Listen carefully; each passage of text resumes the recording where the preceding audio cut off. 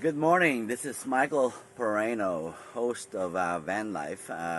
Welcome to Van Life Philippines. And today's topic is why do people do bus life and van life? So I'll go over perhaps some of the reasons why people choose to live in the bus or the van and live this kind of quasi-nomadic life, and what are some of the advantages and also the pitfalls of living the van life. It's relatively new in the Philippines, of course. This has been a long historical tradition in the United States, especially when people had more time. In the retirement, they were able to travel, and this created the recreational vehicle industry that became very popular in the 70s. But there's always been a romanticized notion of living off the land, especially with the Lakota Sioux Native Americans who lived a very nomadic lifestyle with the introduction of the horse by the Spaniards in the 1600s in the United States. So during the 60s, the hippie generation were also traveling with their quintessential VW Combi or the van wagon, and this became sort of a lifestyle. So today there are about 10 million Americans are actually living this kind of nomadic lifestyle. Some of them are called snowbirds, but there are several reasons I'll go over. First one, of course, if you're of relative affluence and you have some savings, of course. For a lot of people, this is a way for them to see the world, but you need money, of course, right? So you have the initial outlay of your bus. Like this one, we spent about 200,000 pesos to put the solar in, the stickers, the beddings in there, and the kitchen, and then another 300,000 for the bus. But I'm sure you could do it for around 4,000 with maybe an L300 Mitsubishi outfitted. So you'll need some cash to initially have a place where you can call home while you're traveling the Philippines, and then of course you have to be able to make money somehow. But that can be done by doing live-work exchanges. Let's just say you park your bus here, and this one actually has electricity. This building here next to us, you can't really see it, but we can work on the farm. We actually own this farm, but let's just say this is somebody else's farm. You could work on the farm, and in exchange for electricity or in exchange for food, but you need a little bit of savings just to cover those emergencies and basic necessities in case you do stay at a place where you can actually exchange your work for food. So, for example, me and my wife, we could work on the farm, or she also makes soap, and she sells stuff online. So if you have some online selling skills, you can actually live a digital nomad life and be able to make it work, as long as you were able to initially buy the van and maybe have a savings of 3 to 6 months to survive while you're going around the Philippines, until you figure out an online business or live-work exchanges where you contact resorts ahead of time, so you can actually help lessen your expenses. And then once you get going, you can do this in perpetuity, basically, unless you run into some really heavy medical expenses or life-threatening issue where you need to settle down and come up with some big amount of money to be able to treat yourself medically. Another reason why people do van life is a rejection of the predominant cultural ethos we have today, which is a very consumerist society. Okay? So during the pandemic, we saw that was very evident because a lot of people were very reliant on Lazada, Amazon, Shopee. A lot of online businesses thrived.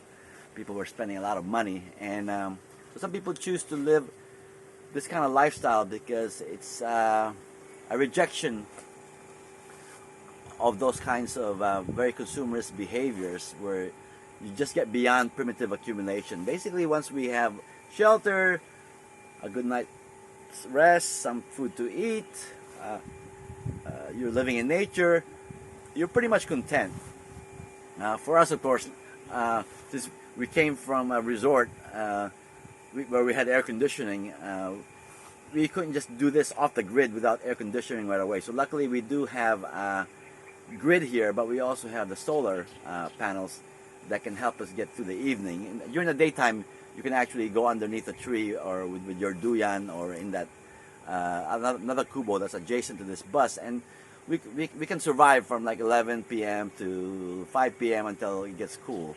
But in the evening, we still, because this is our first week of van life, we still need to use our air conditioning in the bus, which is powered by solar or the grid, which we can pay for with our savings or our online business. My wife actually runs an online business, so with her soap, she probably generates around 10,000 pesos a month. With her Fiverr, maybe another 10,000. I have a rental income in the U.S., which is around 35,000 a month. So our budget basically is around 50,000 a month. But most of it is passive income. So important to van life, if you have passive income, you're coming from a more privileged position, then you can live this nomadic kind of lifestyle. So it's not something for everybody, because in the Philippines, 90% of the people are just still living day to day. So that's why it's not very popular here. Even with your retirement in the Philippines, it's not really enough. It's a civil servant to live a van life. But as I was saying, a lot of people also want to rebel against the consumerist society. So they live this kind of lifestyle. Live out here in nature, as you can see. We're just here in nature, okay? We're just here in nature. This is the Zambales Hills. So it's a rejection of all those kinds of urges that we have to keep buying stuff. It's important, of course, because we live in social media, to have your internet. So right now we have about 12 Mbps from these 2 PLDT routers, which we load every month for about 1,000 pesos. So that's the other reason why people choose to do a bus life. The other one is just maybe a sense of adventure. People want to see the Philippines on a budget, right? Because it costs a lot to fly to Boracay or to fly to Siargao. So if you do have some time, you've saved enough money, living in the bus is definitely the best way to travel the Philippines and see it on the cheap. Because if you were to stay even in a cheap hotel room, it would cost us around 2,000 to 3,000 a night. That's just your average hotel room, right? With that and service charge, you're looking at around 3,500 to 4,000 a night. So you multiply that by 365 days, that's almost 1.2 million pesos, right? So for us right now, living off the grid, our budget is around 1,000 a day for food. So in the morning, we just have our simple breakfast of oatmeal, cereal, milk, sometimes eggs, and then lunch, we just have a little meat. We're actually experimenting with a quasi-vegan diet where we try to avoid meat as possible, but we still need to sometimes eat meat because it has that vitamin B12 just for our energy levels. But we're getting there slowly. But if your budget's like 1,000 a day, and we're a family of 4, with our yaya too, May, so that's about 30,000 a month. We could do it for $500,000. So we actually are able to save 700,000 by just staying in one place, and then when we go to another place, we stay there for 1 to 2 weeks, and then maybe if you're staying at a resort, we just pay for the electricity, or they call corriente here in the Philippines. So we just pay for the current, which is around maybe 50 pesos an hour. So if we're there 24 hours, it's about I'm sorry, so it's about 5 pesos per hour. It's about 100 pesos a day. So we spend about $2 a day on electricity running our aircon. Our aircon is only half horsepower, so it only consumes around 3 pesos an hour. So that will run around 60 pesos, or $1.50 per day, US dollars. So that's pretty cheap. So anyway, just to summarize to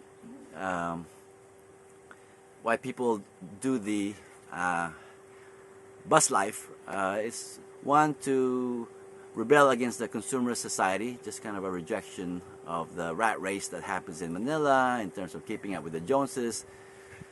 Pasikat-sikat, which means you know to show off, right? The second one is to travel but save money while doing it. And then the third also, if you have a little bit of money and you're retired, and I am retired from the US, so you're able to just live out here in nature and, you know, be able to sustain an online business, and you have a little bit of passive income, but maybe from 1 or 2 rentals, and you could actually do this. So this is good actually for our kids too, you know, to actually be here in nature, see the cows, horses, all kinds of natural things, you know, kinds of trees. So those are some of the advantages. Of course, the pitfalls is that, you know, living out in the rural areas, you gotta have you have a lot of insects, so you gotta have your off, man. If you don't have, I'm not advertising for off, but if you don't have insect repellent or your katol, right?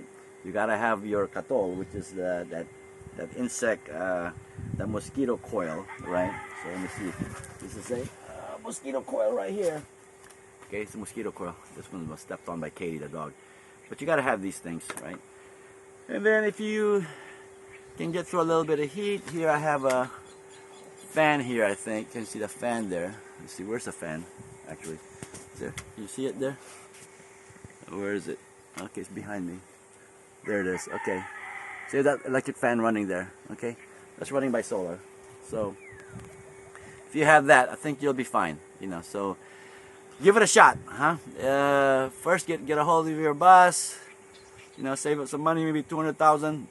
You know, then maybe another 100,000 for survival. You know, if you're just going by yourself, I'm sure you could do it with just 5,000 to 10,000 a month. So if you have 60,000 to go with your girlfriend, you know, and you sell stuff online, right? I think you could probably do this digital nomadic lifestyle for a while and get away from the rat race in the urban areas. And another good way to really explore the Philippines. So anyway, this is Michael Moreno and Beagles Travel. We'll see you soon. All right, take care.